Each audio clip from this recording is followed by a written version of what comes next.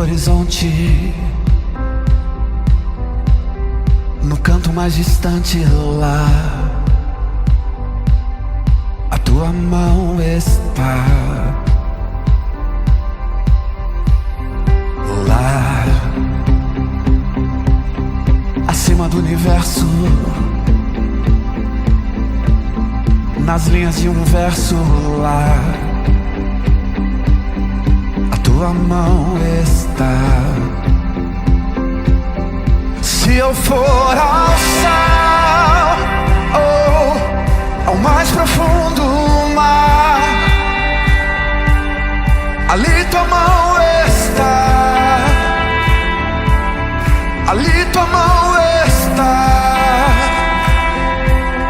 Nem sempre eu posso ver, mas além do meu olhar, sim, Senhor, a tua mão está, a tua mão está. Na imensidão do firmamento, no tempo, em todos os momentos lá, a tua mão está.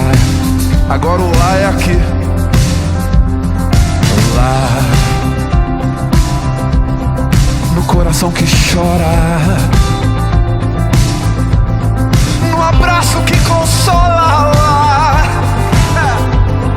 a tua mão está. Se eu for ao céu ou ao mais profundo mar, sim, Senhor, ali tua mão está, ali tua mão está. Nem sempre eu posso ver, mas além do meu olhar, a tua mão está, a tua mão está. Deus está quando amanhece, Deus está no fim do dia, Deus está, Deus está, conhece tudo, Deus está, e o que preciso nele está, Deus está, e é o meu consolo, Deus está, nossa alegria nele está. Se eu for ao céu ou ao mais profundo mar, cante a ele, ali tua mão está, ali tua mão está. Nem sempre eu posso ver, mas além do meu olhar, a tua mão está, a tua mão está. Se eu for ao céu,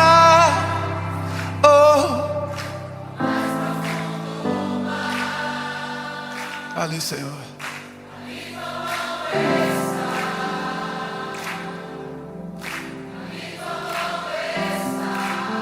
é verdade. Nem sempre eu posso ver, mas além do meu olhar, a tua mão está,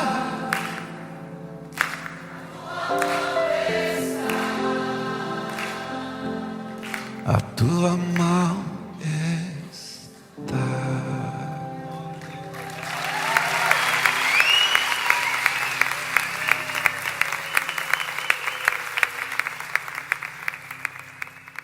Boa noite, irmãs e irmãos da Igreja da Vila. Eu vim aqui para convidá-los a participarem do nosso culto. Espero que todos vocês estejam bem. Nesse momento especial, você pode convidar, ainda que virtualmente, seus parentes, seus amigos, seus conhecidos, para que juntos possamos cultuar ao nosso Deus. Hoje em dia, todos nós temos passado por um pouco de aflição, de dificuldade, por conta de tudo que tem acontecido conosco, tudo que tem acontecido no Brasil. Mas o nosso Jesus, o Rei, ele passou também por um momento de bastante aflição, de bastante ansiedade. Ele tomou o cálice que o Pai entregou para ele. Foi o cálice da última refeição, mas também de uma refeição que se perpetuaria por muitas e muitas gerações. E eu quero convidar você para que possamos beber esse cálice até que ele venha. Vamos fazer uma leitura bíblica? Atos 2, 42 a 47. E eles se dedicavam ao ensino dos apóstolos e à comunhão do partir do pão e das orações. Todos estavam cheios de temor, e muitas maravilhas e sinais eram feitos pelos apóstolos. Os que criam mantinham-se unidos e tinham tudo em comum, vendendo suas propriedades e bens, distribuíam a cada um conforme a sua necessidade. Todos os dias continuavam a reunir-se no pátio do templo e partiam pão em suas casas, e juntos participavam das refeições, com alegria e sinceridade de coração, louvando a Deus e tendo simpatia de todo o povo. E o Senhor lhes acrescentava diariamente os que iam sendo salvos. Vamos orar? Senhor Deus e Pai, nós queremos te agradecer, Senhor, por esse momento tão especial, tão ímpar na sua presença, junto com os nossos irmãos. Nós te pedimos que o Senhor abençoe nossas vidas, que o Senhor abençoe esse culto, que seja um culto, Senhor, abençoado, para que o teu nome seja glorificado.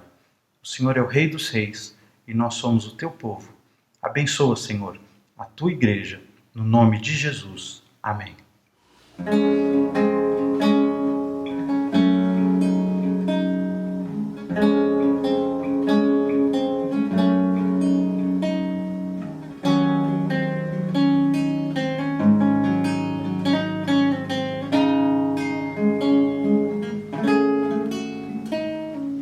Na multidão dos que crerão, era só o coração e a alma, uma somente, uma semente. Somente uma esperança brotando dentro da gente.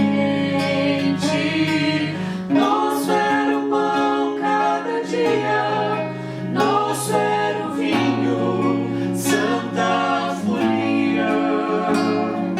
O que se parte, reparte a própria vida. Galho ligado à parreira, vida em comum verdadeira.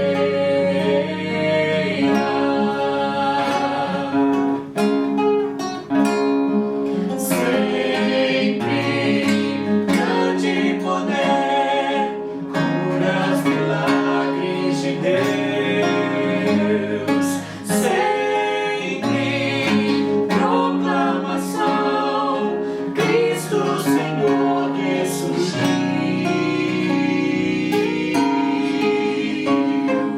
Da multidão dos que crerão, era só o coração e a alma, muita alegria, singela vida. Na simpatia de todos, nasce a igreja de novo, povo de Deus, sal e luz para todos os povos.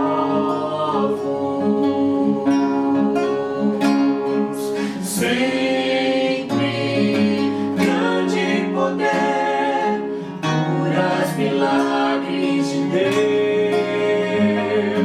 Sempre proclamação, Cristo Senhor ressurgiu.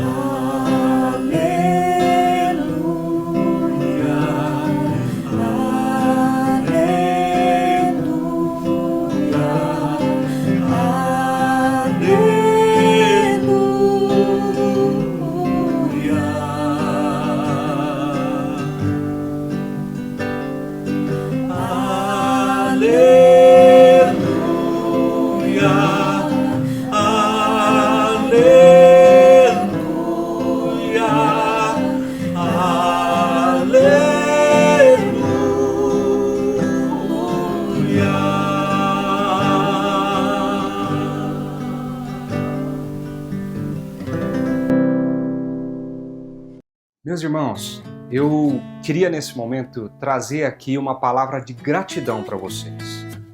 É muito bom a gente poder saber o quanto a nossa igreja, nesse período diferente que nós estamos passando, tem sido uma comunidade ativa, participativa e presente como igreja. Nós queremos agradecer a cada um de vocês que tem feito parte desse movimento da Igreja da Vida. O movimento de estar presentes nos domingos às 6 horas da tarde para podermos adorar juntos ao Senhor. O movimento de nos reunirmos durante a semana nos grupos pequenos, e tem sido momentos maravilhosos. Se você ainda não conseguiu estar com a gente, você é o nosso convidado de honra para estarmos ali. Mas principalmente eu queria agradecer você que tem contribuído financeiramente, você que tem entregado o seu dízimo, você que tem sustentado a nossa igreja financeiramente. Com certeza a tua fidelidade sustenta o nosso trabalho. Eu quero desejar aqui, quero manifestar, na verdade, a minha palavra de gratidão em nome do conselho da nossa igreja por toda a fidelidade derramada na nossa comunidade. Se você faz parte dessa igreja, essa missão é nossa. Essa missão foi dada por Jesus para a nossa igreja. E é muito bom poder compartilhar de uma missão tão linda como essa com você. Eu quero agradecer a Deus, porque a nossa fidelidade nos dízimos, nas ofertas, tem sustentado esse trabalho. E quero desafiar você também. Você que ainda encontra, por causa de tudo que nós estamos passando, um pouco de dificuldade nessa questão, eu quero desafiar você a fazer o que a palavra de Deus tem nos orientado, a aplicar a nossa fidelidade aos dízimos, à oferta, e crendo que Deus nos sustenta, que Deus provê, que Deus guarda a nossa vida. Muito obrigado, porque essa igreja não é formada pela liderança dela somente. Essa igreja não é formada por um templo, por um espaço, por um lugar. Essa igreja sou eu, é você, nossas famílias, essa igreja somos nós, vivendo e manifestando a glória de Jesus na missão que Ele nos deu. Que Deus abençoe muito você, que Deus abençoe muito a sua família e que nós possamos continuar juntos nessa grande missão que o Senhor Jesus nos deu.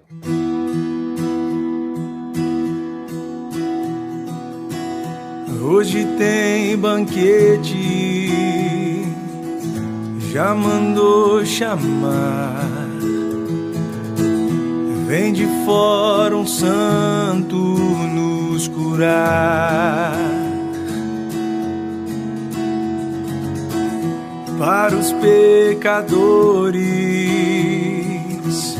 reservou lugar.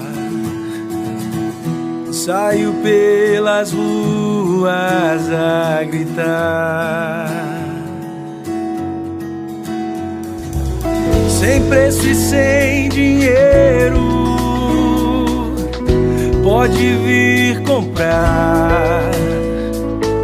E de vinho, pão e leite se fartar.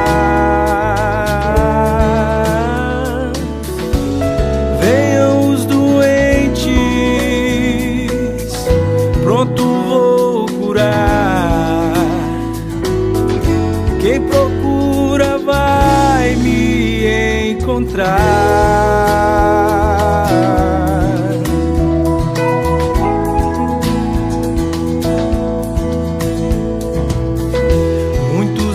Cidade sem compreender, pois aos fortes não quis receber. Me chamaram louco, festeiro e beberrão, que diz que é santo, mas não lava as mãos. Mas no meio da gentalha, o mestre nem se importou. Repartia graça e amor, amor.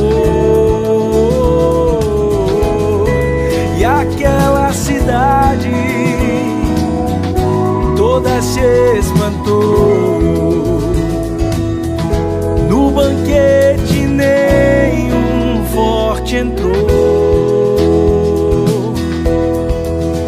Por isso vem, deixa a soberba de lado e vem, que é só no meio dessa gentalha que tem comida e bebida de graça.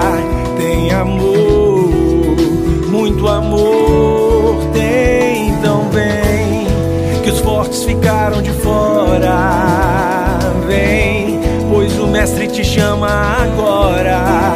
Pois quem não está doente não pode lhe encontrar.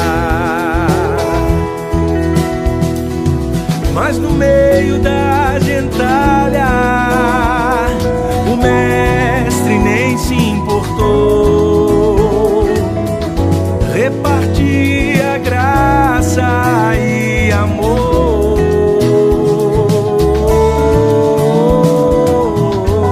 E aquela cidade toda se espantou. No banquete nenhum forte entrou.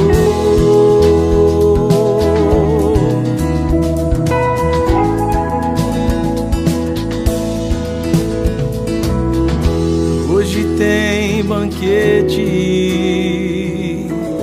já mandou chamar.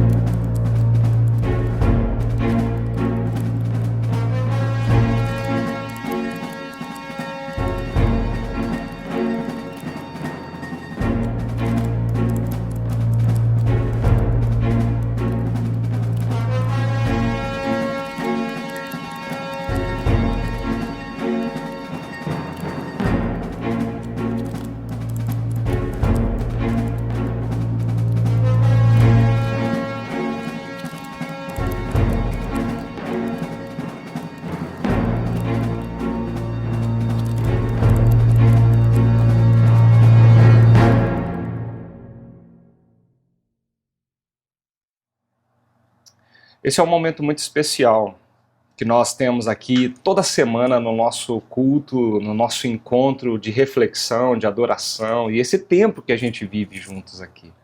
É um momento muito significativo porque nós já cantamos, nós já oramos, nós já colocamos a nossa mente, o nosso coração diante do Rei dos Reis.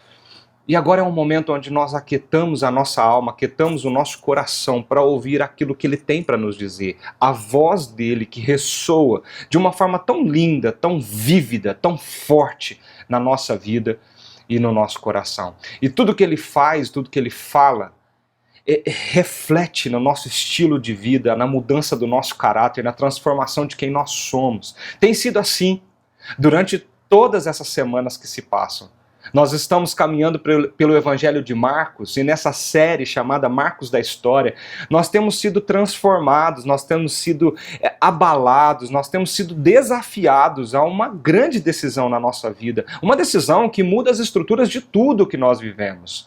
Essa série ela tem esse desafio, porque ao lermos as páginas desse evangelho, nós entendemos um pouco mais sobre quem é Jesus, o que ele está fazendo, qual é a história de Jesus, o que ele veio fazer aqui por mim e por você.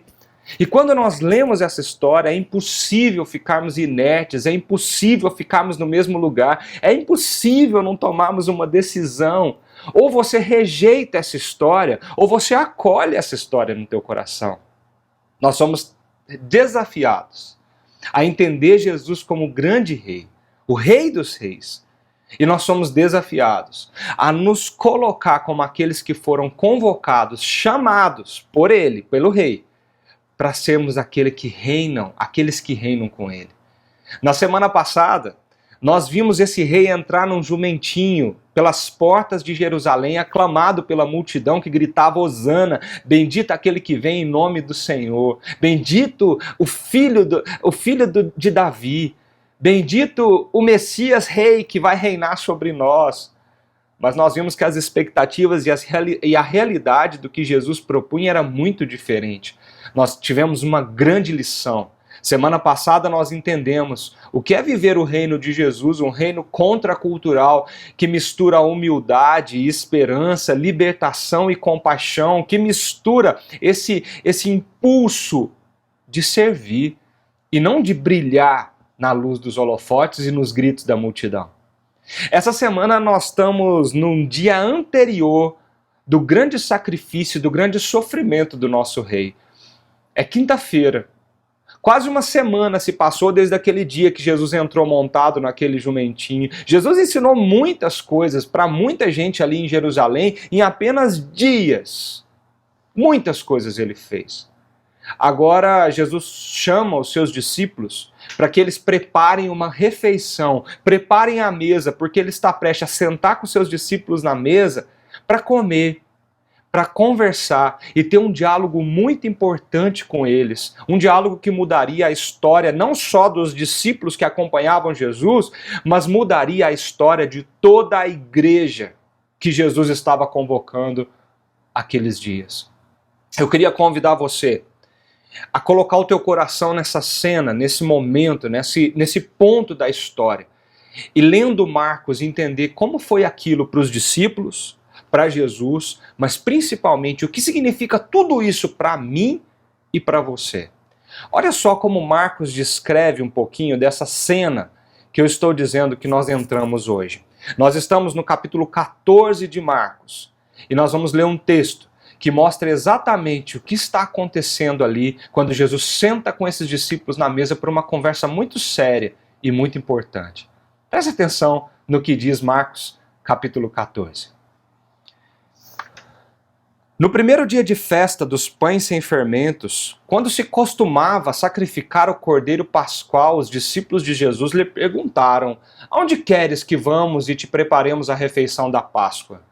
Então ele enviou 2 dos seus discípulos, dizendo-lhes: "Entrem na cidade, e um homem carregando um pote de água virá ao encontro de vocês. Sigam-no, e digam ao dono da casa em que ele entrar: o mestre pergunta: onde é o meu salão de hóspedes, no qual poderei comer a Páscoa com meus discípulos?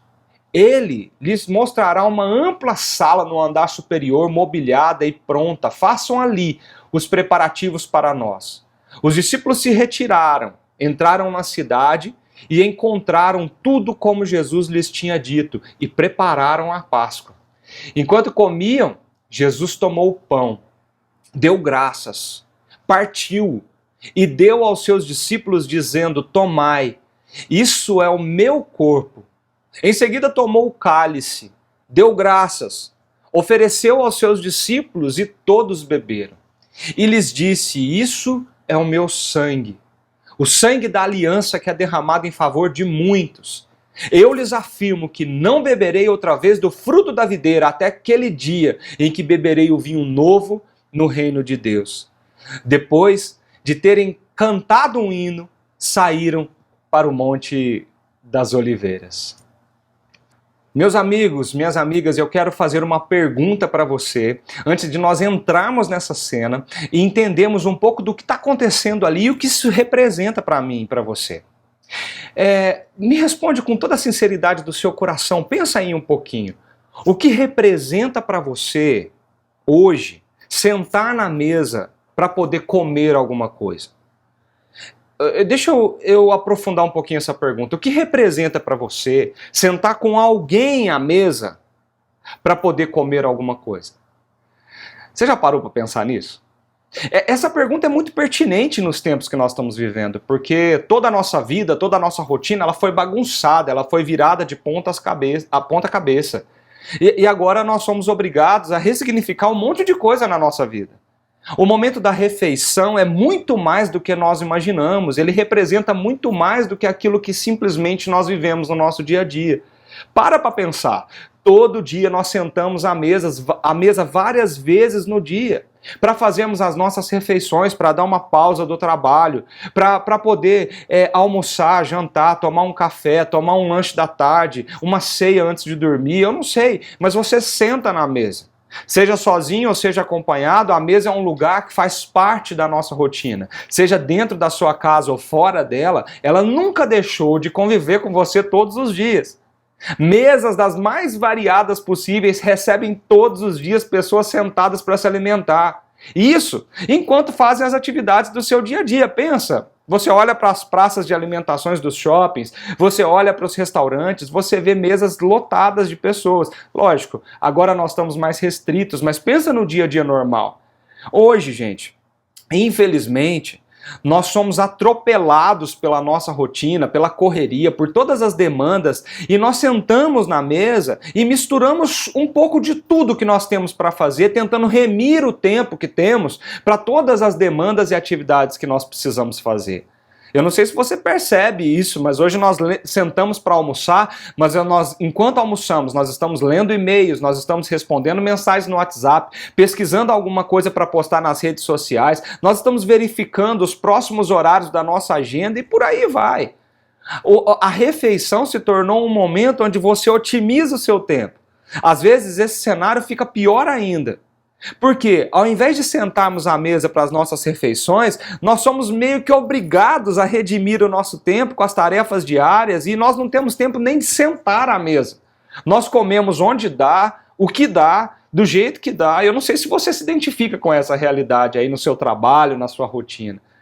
Tem alguns que conseguem almoçar em casa, junto com o pessoal de casa. Tem outros que almoçam ou só uma refeição, um café da manhã, ou talvez a jantar quando chega em casa. Tem pessoas que só conseguem ter refeições em casa durante o final de semana, quando conseguem juntar a família para isso, porque o restante da semana é a correria do trabalho, a correria da rotina, e não consegue otimizar esse tempo para que isso aconteça. Percebe como que a mesa ela funciona no nosso dia a dia hoje? Nem sempre as coisas foram assim. Sabe por quê? Porque a mesa carregou consigo um símbolo muito lindo de comunhão, comunidade, intimidade e família. As refeições sempre foram momentos muito especiais, quando nós parávamos tudo para fazer algo que é muito importante para todos nós. Nós, quando sentamos à mesa em família, em comunidade, com os nossos amigos, nós tínhamos o objetivo simplesmente de nutrir o nosso corpo físico para tudo aquilo que ele precisava, mas também nutrir o nosso coração. Era o tempo de respirar, era o tempo de conversar, era o tempo de olhar nos olhos, era o tempo de viver a intensidade de relacionamento, de comunhão, de família. A mesa sempre foi um lugar assim, um lugar de intimidade e profundidade. Um lugar de intimidade e aprendizado, um lugar de construção, de diálogo, de proximidade. Você não senta qualquer um na sua mesa. Você não senta à mesa com estranhos, você senta à mesa com aquelas pessoas que são próximas, que são íntimas de você. Sabe por quê? Porque mesa é lugar de família. Mesa é lugar de irmãos. Mesa é lugar de amigos. Mesa é lugar de comunhão, de intimidade, de relacionamento. Parece que nós temos isso até impregnado em nós como um instinto. Parece que Deus colocou um instinto na gente. Todo momento especial na nossa vida nós queremos comemorar como? Ao redor da mesa. Nós queremos fazer uma bela refeição, chamar os nossos queridos, nós queremos tomar alguma coisa, comer o melhor que nós temos. Por quê? Porque parece que tem um instinto dentro de nós, ao sentar na mesa e celebrar, e festejar, e viver a intensidade disso na nossa vida. Eu não sei, mas a mesa significa muito. A mesa significa algo muito profundo no nosso dia a dia. Por isso que é tão importante a gente pensar nesse assunto. Mas espera aí, tão importante quanto a mesa que você senta, tão importante quanto a forma como você faz isso, é importante com quem você faz isso. Quem você traz para esse momento tão sagrado?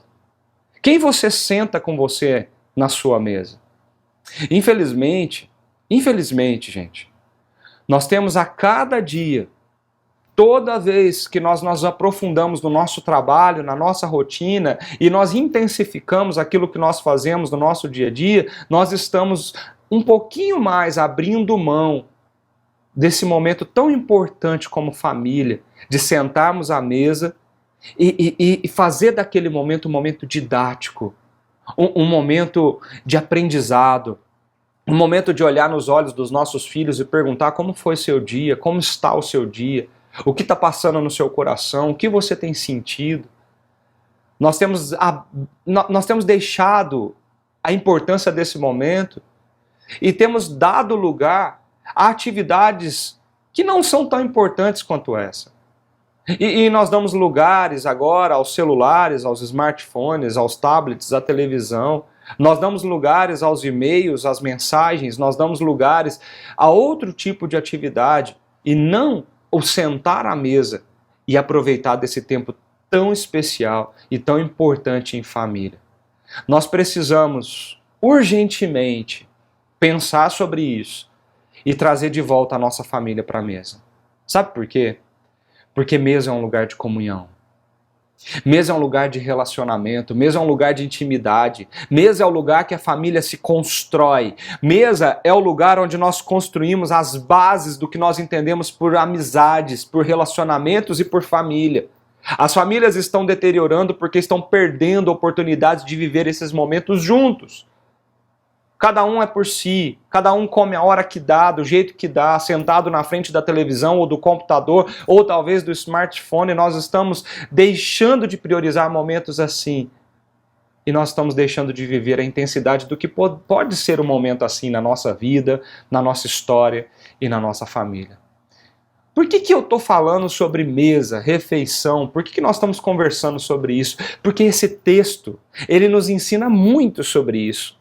Qual é o lugar da mesa? Qual é o lugar dessa refeição? Qual é o lugar disso na nossa vida e na nossa história? Foi isso que Jesus fez quando chamou aqueles discípulos para sentar com eles naquela noite. Quando ele chama aqueles discípulos para preparar essa refeição. Quando ele chama aqueles amigos para dizer, vem, vamos comer juntos. Porque nós estamos diante de uma das mais importantes refeições da nossa história. É Páscoa. Páscoa é uma refeição, Páscoa é uma mesa posta, Páscoa é um banquete em família. A mesa da Páscoa é altamente didática, como as nossas mesas deveriam ser, altamente didáticas, um momento de gratidão, um momento de relembrar o que Deus faz pelas nossas vidas. Páscoa é essa mesa. A Páscoa tem um significado muito importante, muito grande na história de todo e qualquer judeu. Ela é uma festa, mas que ela é marcada por uma noite, a noite onde todos se sentam ao redor de uma mesa para celebrar uma refeição. E essa refeição, que é carregada de muito simbolismo, ela é altamente didática para a família aprender o que eles são, onde eles estão, para onde eles estão indo e quem Deus é na vida de cada um deles. É nessa mesa que eles aprendem um senso de comunidade, de família, de pertencimento. Páscoa para o judeu, até hoje, é uma refeição que comemora todo ano aquilo que Deus fez na vida de todo esse povo. Eles eram escravos numa terra estranha, escravos debaixo da opressão do faraó. E o texto de Êxodo nos conta isso de uma forma muito bonita. Deus se revelou àquele povo escravo que estava condenado à escravidão e Deus chama aquele povo para a liberdade nele. Vocês lembram da história? Deus levanta Moisés, Deus manda Moisés ir até Faraó e nas inúmeras vezes que Moisés apareceu diante daquele rei Faraó, Moisés avisava que Deus pediu para que Faraó mandasse o povo dele embora.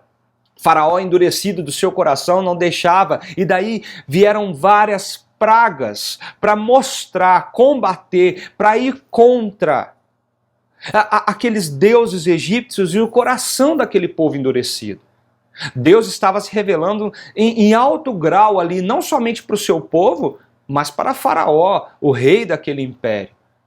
Passaram-se 9 pragas e o coração de Faraó continuava endurecido. Mas Deus, ele manda a sua última praga e antes dessa praga vir, ele avisa o seu povo. Essa noite, a morte da justiça de Deus, a justiça de Deus virá sobre essa terra. E os primogênitos de toda a família morrerão. Essa justiça recaiu sobre todos.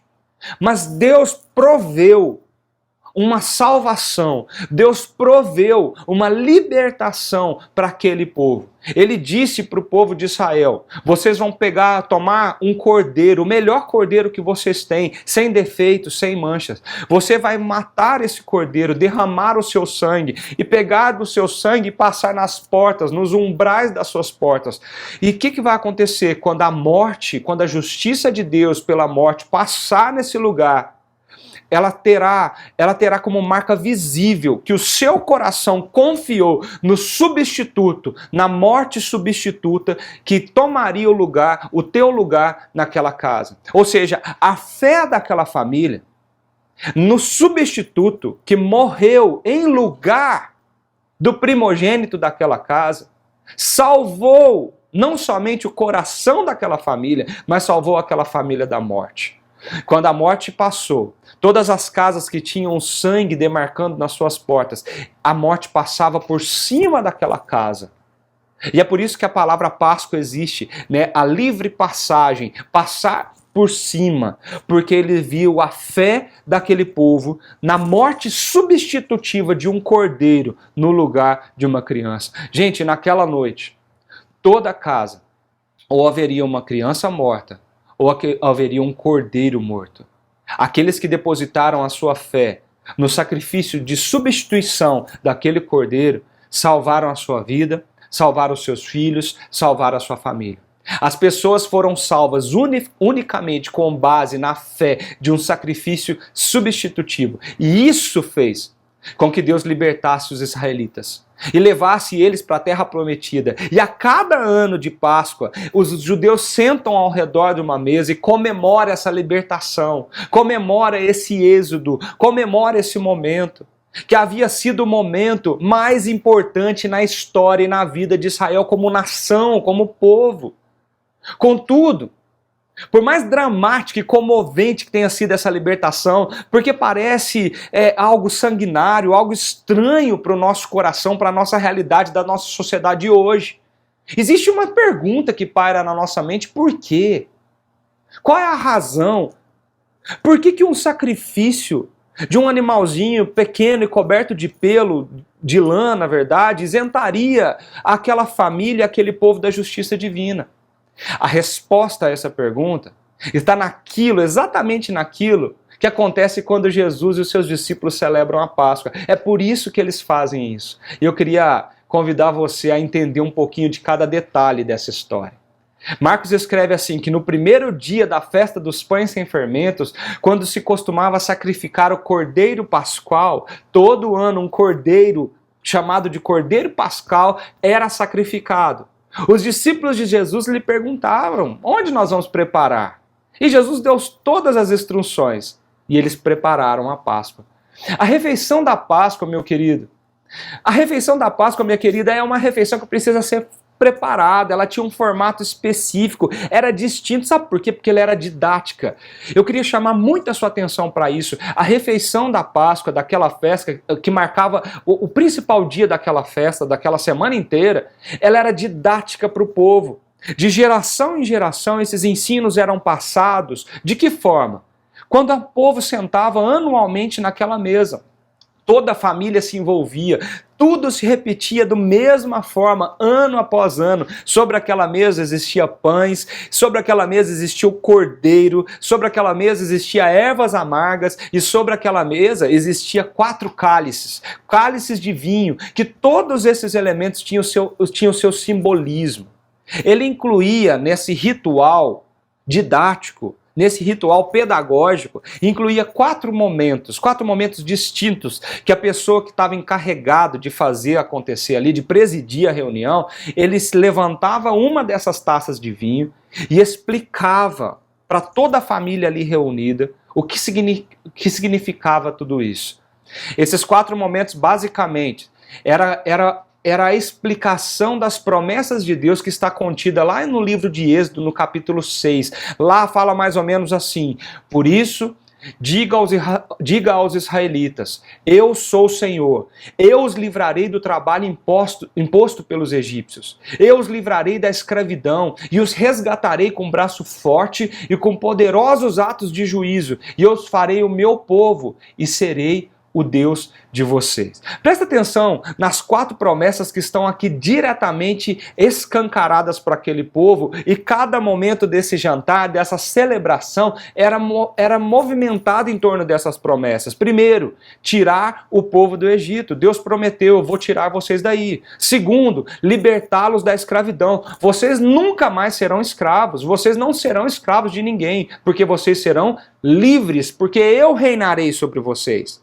A terceira promessa é redimi-lo pelo poder de Deus. Eu vou redimir vocês. E a palavra redimir quer dizer comprar de volta, trazer de novo para minha propriedade exclusiva. Deus está falando que vai fazer isso com aquele povo. E 4, firmar um novo relacionamento entre Deus, que reinaria sobre Israel, e o seu povo.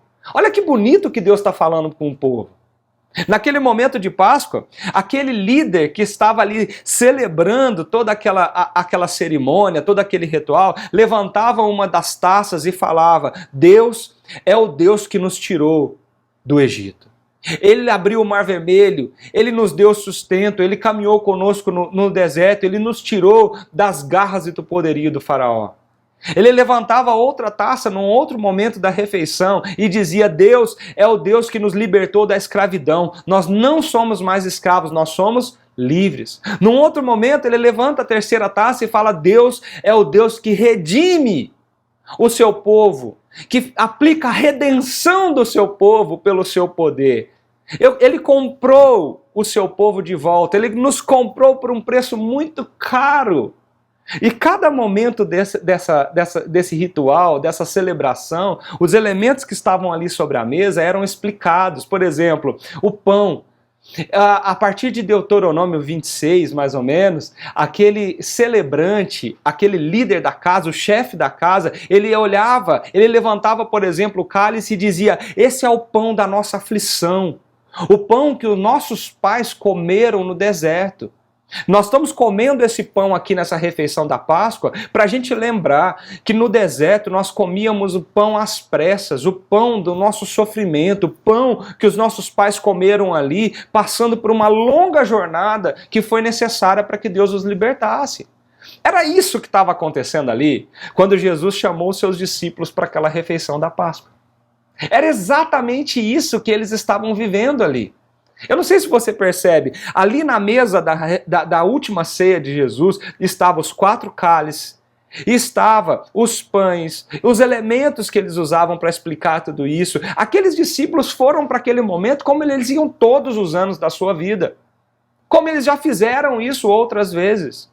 E eles já sabiam todo o ritual, eles eram adultos, eles sabiam o que tinham que fazer. Muitos ali eram chefes de família, então eles sabiam como celebrar esse momento em família. Mas presta atenção numa coisa que aconteceu aqui, isso é muito importante para a gente entender. Quando Jesus celebra esse momento, ele muda um pouco tudo o que sempre faziam todo ano, de geração em geração. Olha o que o texto fala.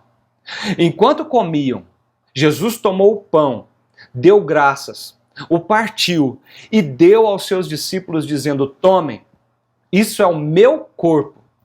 Em seguida tomou o cálice, deu graças, ofereceu aos seus discípulos e todos beberam. E ele lhes disse: isto é o meu sangue, o sangue da aliança que é derramado em favor de muitos. Gente, imagine o espanto dos discípulos nesse momento. Eles já sabiam o script.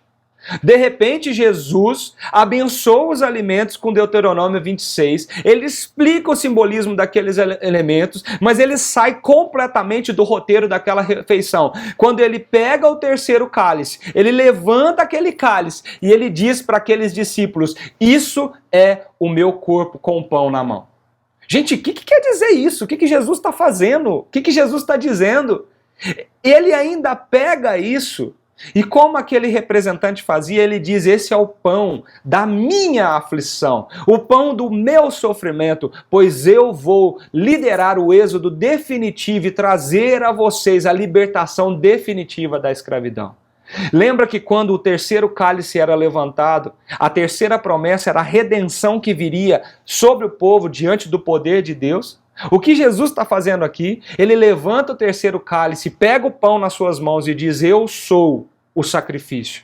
Eu sou esse pão, e esse pão será partido em favor de vocês. Ele muda completamente o script, ele muda completamente o ritual, e ele deixa os discípulos chocados com isso. O que ele está fazendo aqui? Que redenção é essa? Que êxodo definitivo é esse? Do que ele está falando? Ele vai nos libertar de qual escravidão? E tudo isso se torna mais forte ainda se você entender a expressão que Jesus usa no versículo quando ele fala do cálice. Porque ele diz assim: olha, eu não beberei mais do fruto da videira até o dia em que eu farei isso no reino de Deus. Quando Jesus fala isso, Jesus estava fazendo um movimento que todos eles entenderam e todos eles se chocaram. Porque fazer isso naqueles tempos significava assinar um pacto, uma aliança, era um dito de aliança, era uma frase que selava um compromisso de morte com aquelas pessoas que o ouviam. Quando Jesus disse isso, era a mesma coisa que nós falarmos assim para as pessoas: olha, eu vou fazer isso nem se for a última coisa que eu faça na minha vida. O problema é que quando nós falamos, nós não cumprimos. Naquela época, se você não cumprisse uma promessa, uma aliança, um contrato desse, um pacto desse, você morria em favor daquele compromisso. Jesus disse: eu não vou tomar mais, eu não vou beber mais nada, até o dia que nós nos assentarmos e tomarmos juntos, bebermos juntos no reino novo de Deus. Jesus estava ali, fazendo uma aliança e um compromisso. Ele estava promulgando o seu compromisso de vida com aqueles discípulos. Eu imagino a cara deles. Gente, eu imagino a reação desses homens.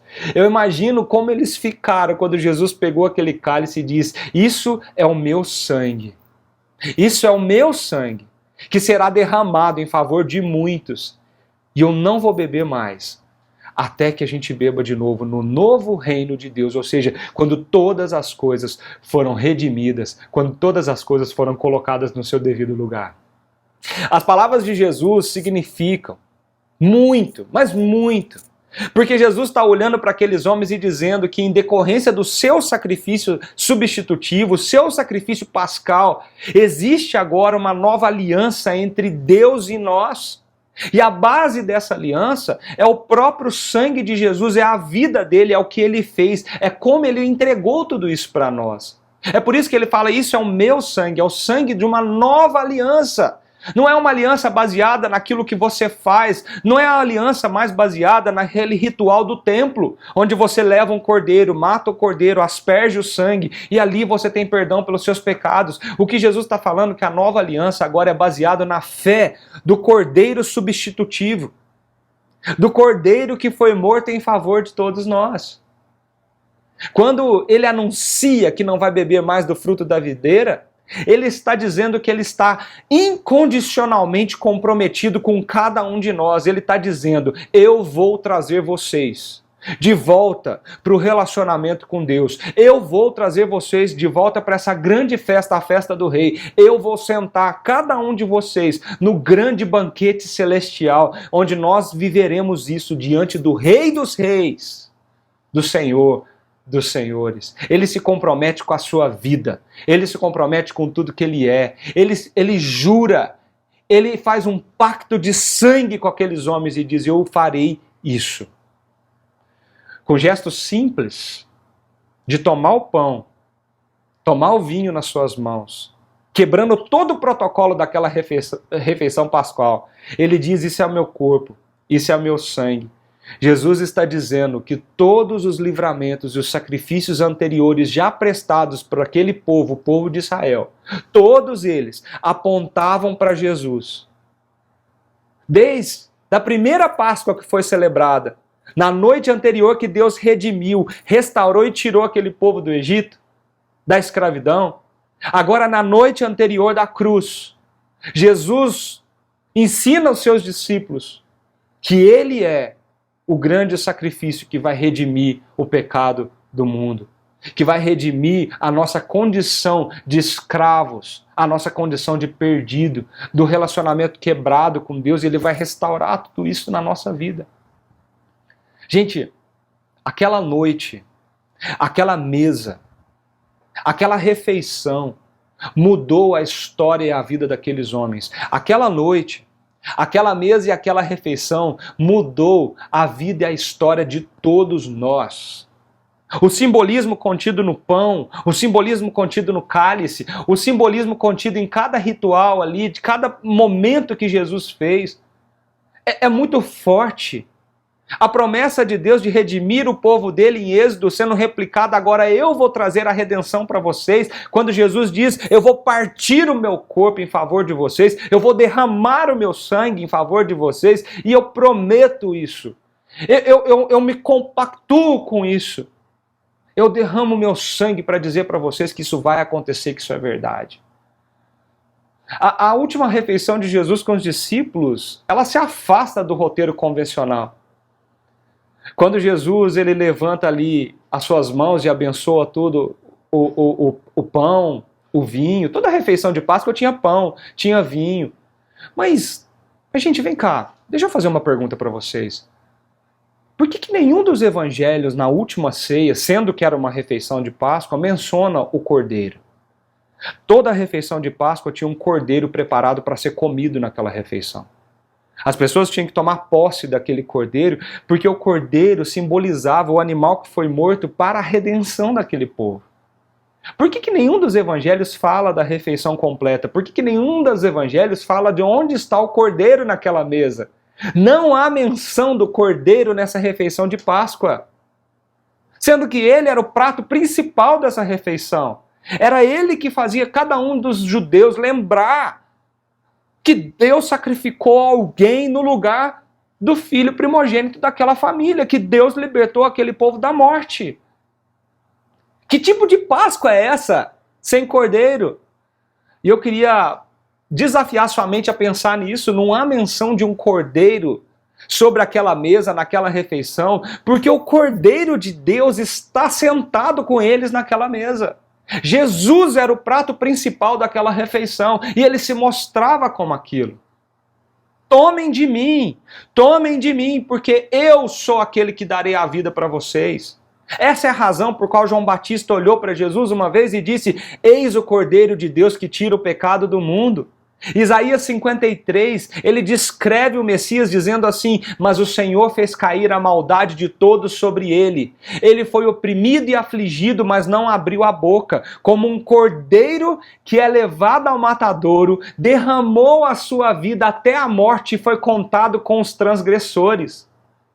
Em Marcos, quando Jesus diz, isso é o meu corpo, isso é o meu sangue derramado em favor de muitos, ele está dizendo, eu sou aquele que Isaías e João Batista falavam, que todos os profetas mostravam, eu sou o cordeiro que tira o pecado do mundo, eu sou o cordeiro de Deus, para o qual todos aqueles outros cordeiros apontavam. Eu sou esse cordeiro. Gente, na cruz Jesus recebeu aquilo que nós merecíamos, o pecado, a culpa, a condição decaída do ser humano, tudo isso recaiu sobre ele de uma forma terrível, a ponto de Jesus bradar naquela noite, Eli, Eli, lama sabachthani, Deus meu, por que me abandonaste? O peso do pecado, da minha e da sua culpa caiu sobre ele, a justiça divina caiu sobre aquele dia, sobre o coração, a mente de Jesus. Sabe por quê? Isso tudo aconteceu para que nós tivéssemos livre passagem para sempre. Para que nós vivêssemos a reconstrução de um relacionamento lindo e profundo para com Deus. Olha que refeição, olha que lição, olha o que Deus está tentando nos mostrar com esse texto, com essa refeição, com essa celebração da Páscoa. Mas eu queria convidar você a aprender uma grande lição aqui. E uma lição que nós conseguimos aplicar na nossa vida de forma prática no nosso dia a dia. Grave essa frase no seu coração. Todo amor real e transformador é um sacrifício substitutivo em alguma instância. Eu vou repetir. Todo amor real e transformador é um sacrifício substitutivo em alguma instância. Você nunca ama uma pessoa de verdade, se você não se dá um pouco de si se você não entregar um pouco de si para aquela pessoa. Você nunca ama uma pessoa caída, culpada, ferida, a não ser tirando parte de si mesmo, contra a tua vontade às vezes, doando o seu coração. O amor, ele sempre exige de nós grandes sacrifícios. Jesus nos ensina essas grandes lições, não só naquela mesa, quando ele levanta aquele pão e aquele cálice, mas ele nos ensina isso com a sua vida. Todo amor real capaz de transformar alguém é um sacrifício substitutivo de alto custo para nós. E quando Jesus diz para que nós devemos viver a nossa vida amando o nosso próximo como Ele nos amou, nós precisamos lembrar dessa mesa. Nós precisamos lembrar desse momento. Nós precisamos lembrar do pão partido, dizendo: esse é o meu corpo que foi partido, moído, foi entregue a favor de vocês. Ele parte aquele pão e distribui para os seus discípulos. Ele se doa. E é por isso que Jesus fala: amem. Amem. Com esse amor que eu estou amando vocês. Amem o próximo de vocês como a si mesmo. Amem como eu amo vocês. Doem parte de vocês. Doem vocês para o seu próximo. Doem. Quando ele contou a parábola do bom samaritano, ele estava falando desse tipo de amor. O amor que fez aquele homem parar o seu trajeto para poder cuidar de alguém que ele não conhecia, que tinha uma barreira gigante entre ele.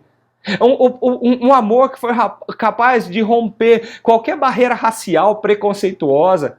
O amor que foi capaz de entregar o seu animal para que o outro cavalgasse nele. O amor que foi capaz de entregar o seu dinheiro para que outra pessoa se hospedasse com ele. O amor que foi capaz de entregar o seu tempo para tratar feridas e curar feridas que não eram suas, que não foram ele que tinha feito. Percebe isso, gente? Que tipo de amor Jesus está nos desafiando a viver quando ele parte aquele pão e levanta aquele cálice dizendo: é isso que eu estou fazendo por vocês, façam isso também. Ele fez tudo isso por nós e nos convida a viver isso uns pelos outros. Quando Paulo em Efésios diz: maridos, amai as vossas esposas e se entregai por elas como Cristo e a igreja.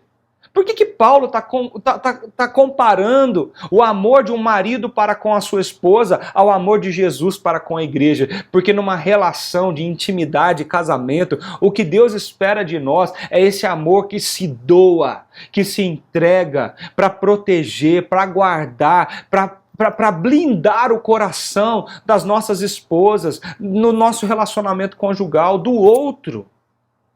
Lembra? Amigo de verdade é aquele que te leva para perto de Jesus. É esse amor que se doa para levar alguém para perto de Deus, para perto de Jesus, para redimir esse relacionamento, para mostrar para ele que esse relacionamento é capaz de acontecer através de Jesus. É isso que Jesus espera de nós. Meus amigos, minhas amigas, aprender sobre a Páscoa é aprender um pouquinho sobre como nós amamos aqueles que estão próximos de nós. Aprender sobre a mesa da comunhão, a mesa da ceia, a mesa da Páscoa, é aprender um pouquinho sobre a forma como nós vivemos esse amor no nosso dia a dia. Uma vez que nós encontramos Jesus e entendemos o que ele fez, quando partiu o corpo dele naquela cruz e quando ele se entregou gota a gota de sangue por nós, quando ele pagou o preço da nossa culpa e do nosso pecado, aprender sobre isso é aprender como nós amamos as pessoas que estão perto de nós, mesmo aquelas que nós achamos que nós não temos capacidade para isso. Quantos inimigos de Jesus olhavam e zombavam dele? Quantos inimigos de Jesus cuspiam na sua cara? Quantos inimigos de Jesus batiam e maltratavam ele? E ele olhava para aqueles homens e mulheres e diziam: Pai, perdoa-lhes porque eles não sabem o que fazem. E Jesus diz: eu amei-os, eu amei até o fim, até entregar minha vida por eles. A pergunta que eu tenho para fazer para mim, a pergunta que eu tenho para fazer para você é como? Como você tem amado as pessoas que estão em volta de você? Uma vez que você já entendeu quem Jesus é e o que ele fez por você. Quais são os sacrifícios que você tem feito por elas? Quais são os sacrifícios que você tem feito por amor ao seu filho, ao seu marido, à sua mãe, ao seu pai, à sua família, aos seus amigos, aos seus colegas de trabalho? Quais são os sacrifícios que o amor real exige de você quando você olha para o próximo que Deus colocou na sua vida? Que nível de compromisso e aliança você tem com cada um delas? Gente, Jesus disse, eu não beberei do fruto da videira até que... Sabe por quê? Porque ele disse que ele se comprometeria até as últimas consequências da sua vida para cumprir o que ele falou que ia fazer. Quais são os níveis de compromissos que nós temos? Nós levamos esse amor, o que nós estamos dizendo que nós sentimos até as últimas consequências da nossa vida para proteger, guardar, para levar aquelas pessoas que estão próximas a nós para um relacionamento mais próximo e íntimo de Deus, de Jesus. Percebe o que essa mesa faz? Percebe o que esse momento significa para nós? Percebe o que Jesus está fazendo aqui com os seus discípulos e o que ele está fazendo conosco, com cada um de nós hoje? Percebe o simbolismo tão forte do amor sacrificial de Jesus naquele lugar, sendo escancarado para os seus discípulos, mas também Jesus olhando para os olhos deles e dizendo, faça o que eu estou fazendo, viva o que eu estou vivendo, lave os pés uns dos outros, se entregue para os outros, ame com um amor verdadeiro, real, sacrificial e que é capaz de transformar a realidade do outro. É isso que Jesus está fazendo. E compreender a mesa do Senhor, ela nos leva ao passado porque nós entendemos o que Jesus fez. O que Deus fez lá em Êxodo com o seu povo. O que Jesus fez com o seu povo na cruz, nos libertando da culpa do pecado, do preço do pecado de uma vez por todas. Mas compreender a mesa do Senhor nos leva também ao presente. A igreja, a comunhão. E olha que bonito, que profundo, que lindo é essa realidade. Porque a mesa de Jesus é a mesa de inclusão. É a mesa que inclui discípulos e discípulas de Jesus que decidiram entregar o seu coração, entregar a sua vida e ressignificar toda a sua existência, toda a sua história em Jesus e no que ele fez por nós. Lucas, ele também descreve o momento da ceia. Ele também descreve esse momento que Jesus teve com os seus discípulos, mas ele acrescenta uma frase que para mim faz muita diferença no que nós estamos conversando aqui. Lucas 22, versículo 19 diz assim, tomando o pão e tendo dado graças, partiu e entregou a eles, dizendo, isso é o meu corpo dado em favor de vós. Fazei isso em memória de mim. Percebe essa frase pequenininha que faz toda a diferença? Fazei isso em memória de mim. Jesus está olhando para aqueles discípulos e dizendo assim, vocês entenderam o que eu estou fazendo aqui? Então agora vocês continuam a fazer isso. E toda vez que vocês estiverem juntos, vocês façam isso. Porque toda vez que vocês fizerem isso, assim como a Páscoa lá do Êxodo lembrava do que Deus fez para o seu povo e ensinava isso para as crianças, para os adolescentes, para os jovens, para os adultos, quando vocês se reunirem e tomarem o pão e tomarem o vinho nas suas mãos, vocês vão fazer isso em memória de mim. E a memória do que eu fiz por vocês na cruz do Calvário será o pilar de sustentação de toda a tua história. O que Jesus está dizendo com essa frase? Fazer isso em memória de mim? Ele está declarando, decretando, ele está dando uma ordem para mim e para você para viver o que ele fez, para fazer o que ele fez. Ele está dizendo, daqui em diante, vocês como igreja vão sentar continuamente ao redor dessa mesa. E vocês, pela fé no Cordeiro, que foi morto e substituiu vocês naquela cruz, vocês farão esse movimento para lembrar para o seu coração quem sou eu, quem é você, onde você estava e para onde você está indo. A ceia do Senhor, gente, a ceia do Senhor, o sacramento de Jesus Cristo, ao sentar na mesa, na ceia do Senhor, é uma forma de tomarmos a morte de Jesus Cristo para nós mesmos, sobre nós mesmos, e nos apropriarmos dessa morte pessoalmente, É uma forma de dizer: eu creio nisso, eu quero isso, a minha vida significa tudo isso. Tomar, por isso que ele diz: tomai e comei. Nós precisamos tomar posse disso na nossa identidade pessoal. E é por isso que eu sempre falo: essa mesa nos identifica.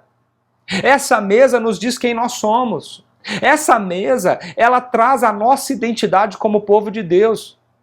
Toda a igreja de Jesus Cristo senta ao redor dessa mesa durante anos e anos para dizer: Jesus é o nosso rei, Ele é o Cordeiro de Deus que tira o pecado do mundo, Ele morreu numa cruz no meu lugar e Ele me substituiu nessa morte da justiça de Deus e agora Ele me deu vida. E Ele me deu vida para que eu lembre e tragam pessoas para essa mesa. Para que eu lembre que eu vivo em comunidade, eu não vivo mais sozinho, eu sou um povo. Eu sou a igreja de Jesus, eu sou o corpo de Jesus aqui na terra. É assim que Jesus nos convoca e nos chama. Quando nós sentamos nessa mesa, existe um simbolismo, existe uma presença tão real de Jesus aqui, que Ele senta conosco. E é como se Ele mesmo partisse o pão, tomasse o cálice, olhasse para nós agora como povo, como comunidade, e dissesse para mim e para você: eu sei quem vocês são. Continuem a fazer isso em memória de mim. Continuem a se declarar, continuem a se mostrar, continuem a viver essa vida que só a igreja de Jesus pode viver, e façam isso no meu nome, em memória de mim. Em memória de mim. Sabe o que Jesus está fazendo aqui? A refeição da Páscoa nunca era celebrada sozinha. A refeição da Páscoa era uma refeição preparada para ser executada em família. Você já parou para pensar por que Jesus tira todos os seus discípulos das suas famílias, aqueles pais de famílias, aqueles chefes de casa que deveriam estar lá sentados ao redor da mesa das suas famílias, levantando as suas taças, levantando os pães, as ervas, o cordeiro, explicando tudo isso para as suas famílias ou participando ali com a sua família. E agora Jesus reúne eles só com ele para explicar tudo isso. Por que Jesus tira eles da família deles para poder fazer esse momento acontecer? Presta atenção nisso, Igreja da Vila. Jesus faz isso naquela última noite que Ele tinha aqui conosco. Que Ele estava ensinando uma coisa muito bonita. Jesus estava mostrando que aquela refeição simbolizava o início de uma nova família. A família de Jesus.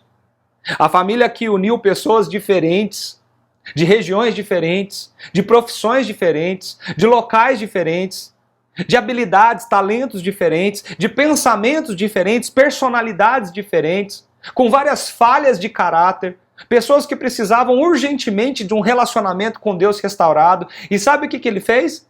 Ele uniu todas essas pessoas ao redor daquela mesa. E Ele disse: eu estou formando uma nova família a partir de agora. Essa família chamada igreja. Essa família chamada comunidade daqueles que creem em Jesus. Nós fazemos isso ao sentar nessa mesa. Nós celebramos a família que Deus formou, nós celebramos a comunidade de Jesus, nós celebramos aquilo que nós enxergamos e não enxergamos, porque a igreja de Jesus é muito mais do que os nossos olhos possam ver. A nova família que Deus nos deu, o vínculo de sangue que nos une, muito mais do que a nossa genética familiar, o vínculo que nos une é o sangue do Cordeiro, o sangue de Jesus. Eu gosto muito de um teólogo chamado Carson, e Carson escreve sobre isso, sobre esse vínculo, dizendo o seguinte, presta atenção nessa frase: o que une os cristãos não é a educação em comum, a raça em comum, níveis de renda em comum, políticas em comum, nacionalidades em comum, sotaques e empregos em comum, ou mesmo qualquer coisa que seja do tipo. Os cristãos são unidos porque foram salvos por Jesus Cristo. São um bando de inimigos naturais que amam uns aos outros por amor a Jesus. Nós somos unidos como família para viver em família porque Jesus derramou o sangue dele naquela cruz. E naquele dia ele senta essa família para poder comer juntos. Comer juntos. Juntos. Prestou atenção nisso? Nós estamos destruindo o simbolismo da mesa cada dia que passa na nossa sociedade. O que Jesus nos chama de volta é para poder reconstruir essa mesa e a importância que ela tem na nossa casa, na nossa família, na nossa igreja. A Santa Ceia é muito importante. As suas refeições são muito importantes. Traga Jesus para as suas refeições. Traga a presença de Jesus para as suas refeições. Deixa Ele ministrar sobre a vida da tua família nesse momento tão precioso que nós temos ao redor da mesa. Deixa o amor dele inundar o seu coração. Deixa a gratidão tomar conta de você e você ser grato pelo que Deus fez e pelo que Deus está fazendo na tua história. Reconstrua isso na tua casa. Reconstrua isso juntos aqui como igreja. Eu queria terminar essa mensagem chamando a sua atenção para mais um ponto que é muito importante entendermos aqui. Porque se nós entendemos que a refeição da Páscoa nos lembra do passado, do que Deus fez no êxodo do seu povo, tirando ele ali do Egito, se nós entendemos do que Jesus fez naquela cruz e nós ressignificamos a nossa identidade, a nossa vida a partir disso, nós também olhamos para o futuro quando sentamos nessa mesa. Nós também olhamos para o nosso futuro em família, em igreja, em comunidade quando nós sentamos nessa mesa. Porque a Bíblia fala o seguinte, que Jesus levantou aquele cálice e disse o seguinte: isso é o meu sangue, o sangue da aliança que é derramado em favor de muitos. Eu lhes afirmo que não beberei outra vez do fruto da videira. Preste atenção nessa última frase.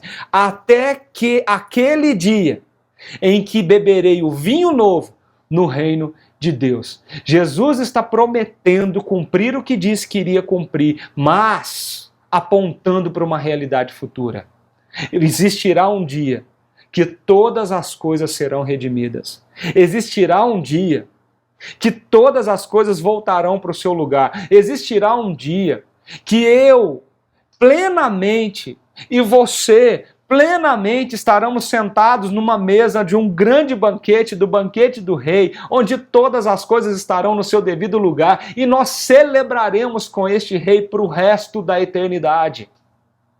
A Bíblia tem muitos lugares que falam sobre esse dia. Eu quero dar um exemplo para você, por exemplo, o Salmo 96, quando diz: então todas as árvores do bosque cantarão de júbilo na presença do Senhor, porque Ele vem julgar a terra e julgará o mundo com justiça e os povos com fidelidade. A Bíblia fala que tudo nesse mundo voltará para o seu lugar, não somente o coração do homem, não somente a nossa vida, mas toda a criação de Deus será restaurada. Nós entraremos na cidade celestial, nós entraremos na Jerusalém, na nova Jerusalém preparada para Deus, onde não tem doença, não tem choro, onde nós colocamos a nossa paz diante de Jesus que reinará do nosso lado. A Bíblia fala que as árvores baterão palmas quando esse dia chegar. Gente, se a natureza geme e espera por esse dia, e se ela será transformada a tal nível, o que dirá de nós? Como será bom esses dias? Como será gostoso viver a eternidade com Jesus e passar tudo isso com Ele? Como será gostoso? Percebe a esperança que existia no coração daqueles homens ali no Egito? Eu tenho certeza que se a gente estivesse ali no Egito, bem nessa época, e chegássemos para qualquer um desse povo e perguntasse para eles, eles já saíram ali do reinado de Faraó, estavam no deserto, e perguntássemos para eles assim: o que está acontecendo aí?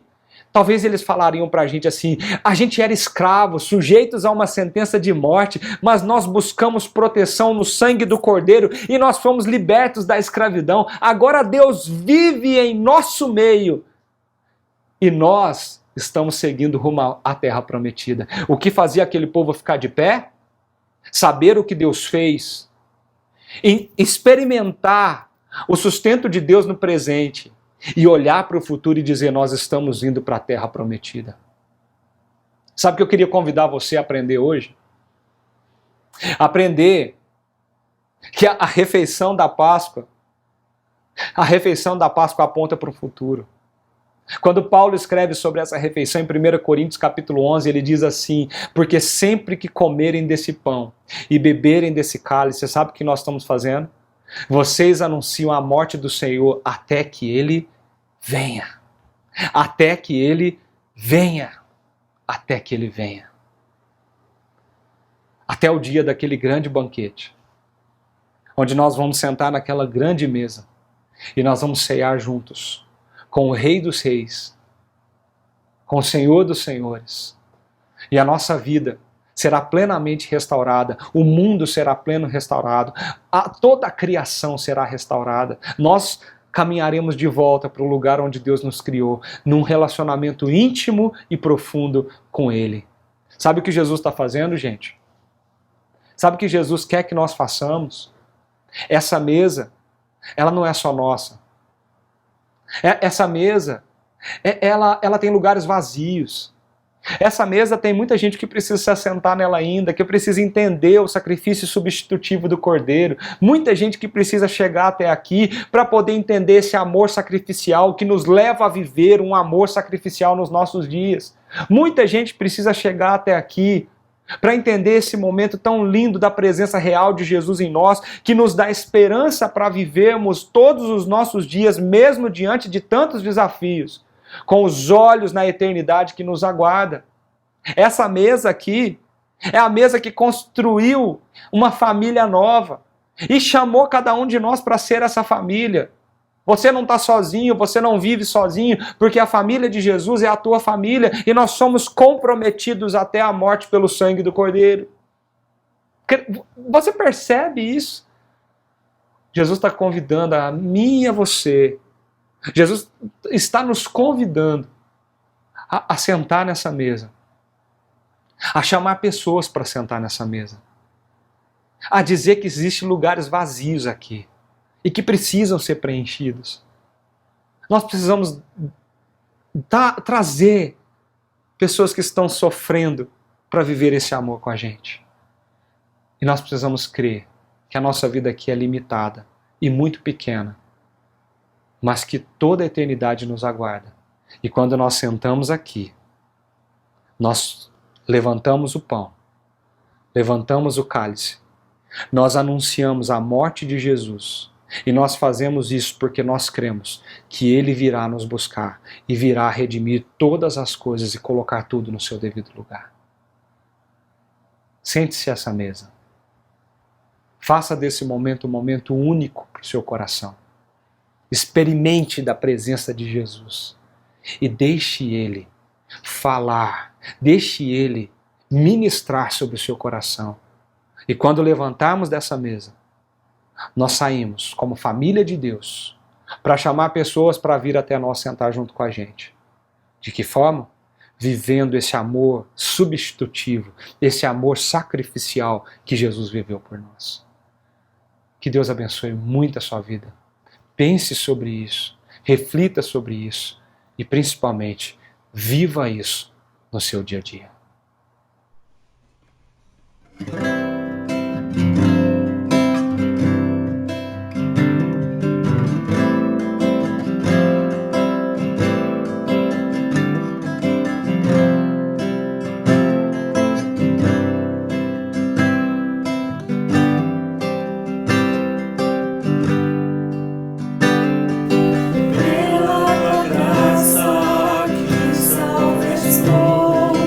Da eterna morte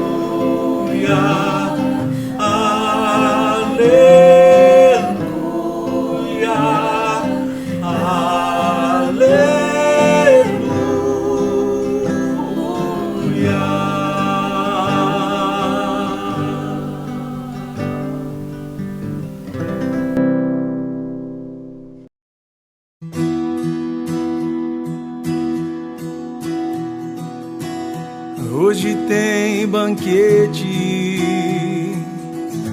já mandou chamar. Vem de fora um santo nos curar. Para os pecadores reservou lugar. Saiu pelas ruas a gritar. Sem preço e sem dinheiro, pode vir comprar. E de vinho, pão e leite se fartar. Venham os doentes, pronto vou curar. Quem procura vai me encontrar.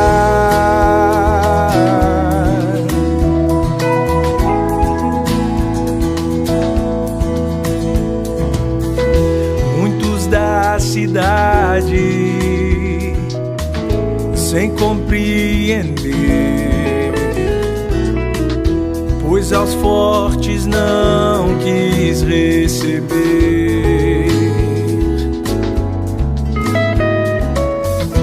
Me chamaram louco, festeiro e beberrão, que diz que é santo, mas não lava as mãos. Mas no meio da gentalha, o mestre